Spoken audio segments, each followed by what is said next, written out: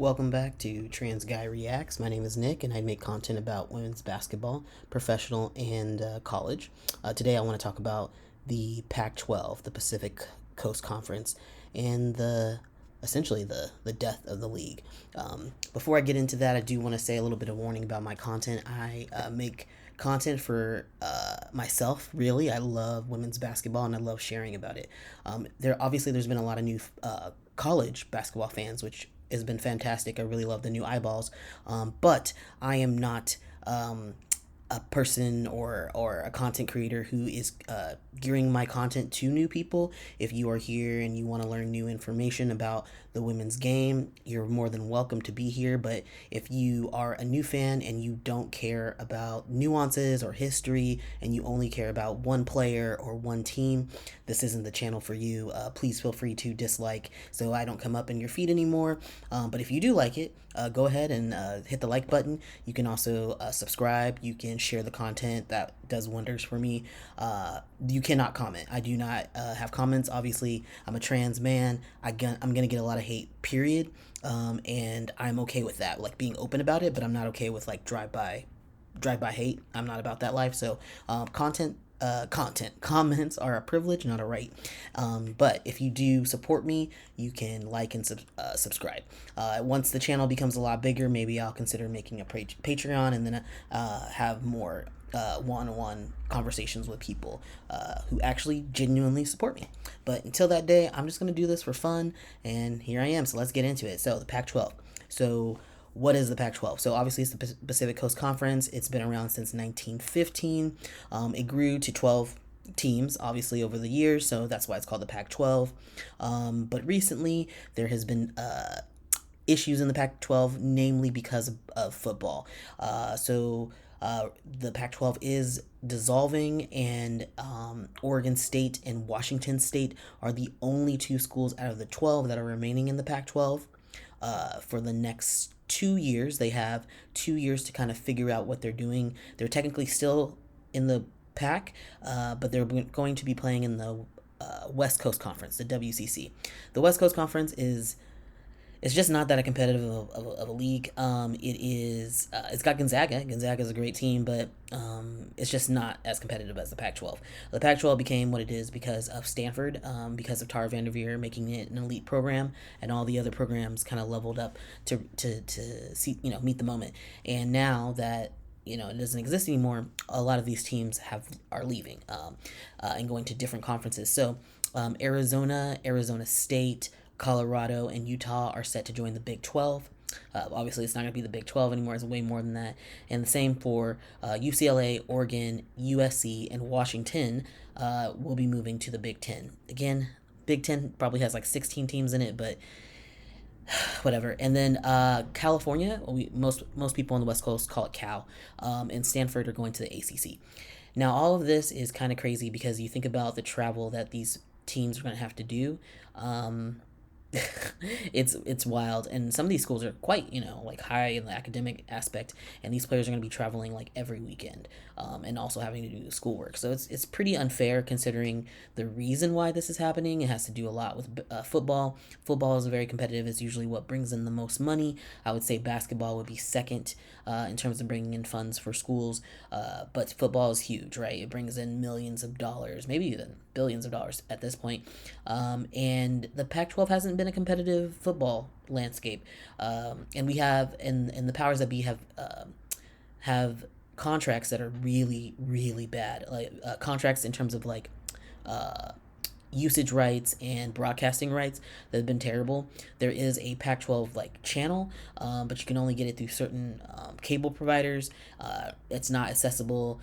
You can't really see the game. So if you can't watch the games, how can people support the teams, right? Football teams were really upset about that, so they decided to leave the Pac-12.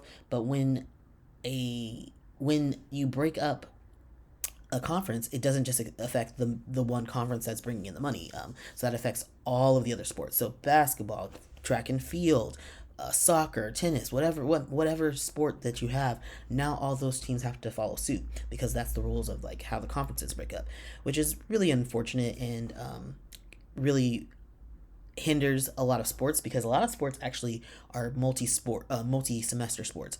Football, I don't believe it is. I think it's just one semester. So this is putting a lot of strain on students who have to travel for most of the year, and it's just gonna be bad. I have to say, I don't think it's gonna be good, especially for like Cal and Stanford going to the ACC, which is crazy. It's just such a so far to be going to be competing, and even the other schools going to the Midwest and back.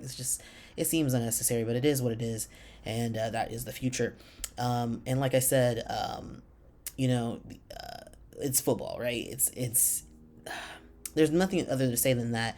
There is some litigation going on between Washington State and Oregon State, because they're trying to kind of assess the situation, assess their assets with the Pac-12, and if they're able to rebuild. There is a possibility of like the West Coast Conference becoming the Pac-12 conference, and kind of like a restart of that. But I don't know. I'm just so disappointed with all of this for football, considering like football's not actually, Pac-12 football isn't that good. Like they just haven't been like even making the playoffs for the past 5 years. But Pac-12 basketball is like the most dominant thing, and has like brought in rings and championships and all these things and the notoriety. But I really wish that the basketball teams could have separated themselves from the football. Actually, all the sports teams could have separated themselves from the football, and football could have left Pac-12. But the basketball teams and all the other sports should have been able to stay. But that's my opinion. I don't get a say in this. And then now, in addition to that, we're losing a lot of like storylines, right? So like men's and women's basketball, college basketball, they just had so many like rivalries, like USC, UCLA, and Stanford kind of all had these like rivalries against each other, and now we're like breaking up those rivalries, and now we have to build new ones, and that takes time, that takes commitment from people, and I just don't see that really happening in a way that's going to benefit the teams. And as you're already seeing, you're seeing a lot of people leaving the portal, leaving through the transfer portal right now because of the changes. So like at Oregon State, they're going to the WCC. Those teammates don't want to do that. So a lot of Oregon State players have left. Let me bring it up right now. So Oregon State, so far, most of the team has left.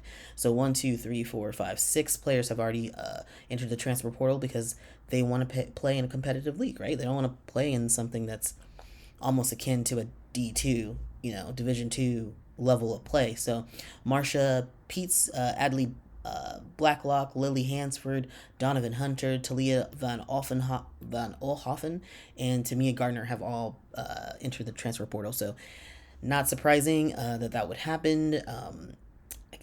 I can't blame them. Oregon State really weren't much of a team a few years ago, but they like really rallied around themselves this year and have some really great players. And it's not a way to end your career to lose your conference. So I understand that they'd want to leave. So they have left. I don't believe there's been too much movement. Well, Colorado has a lot of people leaving. Colorado is in the Pac-12. I think Colorado. I didn't actually say Colorado. I think Colorado is going to the Big 12. I actually don't remember. I forgot to add them to the list.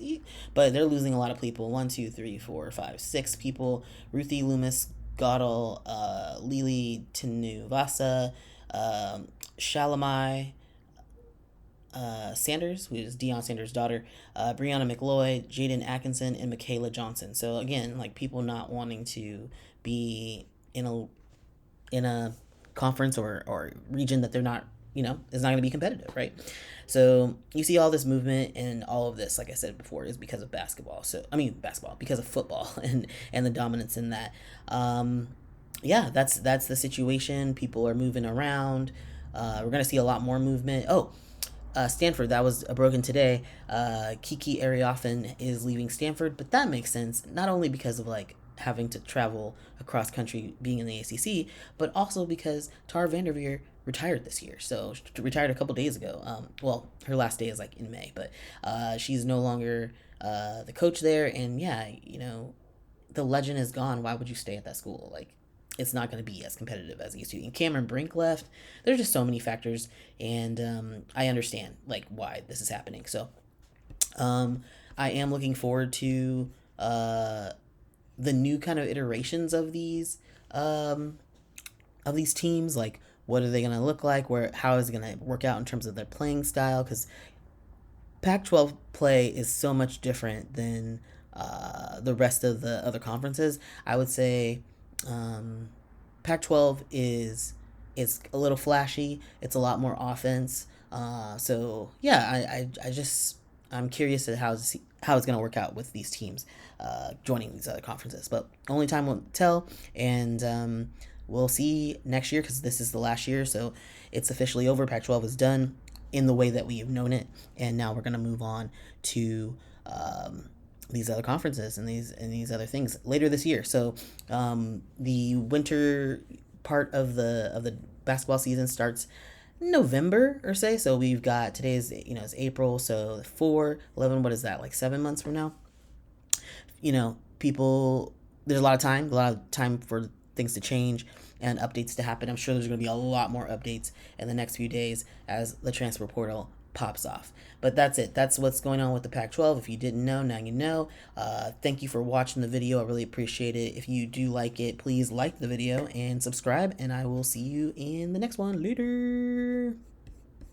Oh, I wasn't actually prepared to sign off, so no. But again, all right. Later.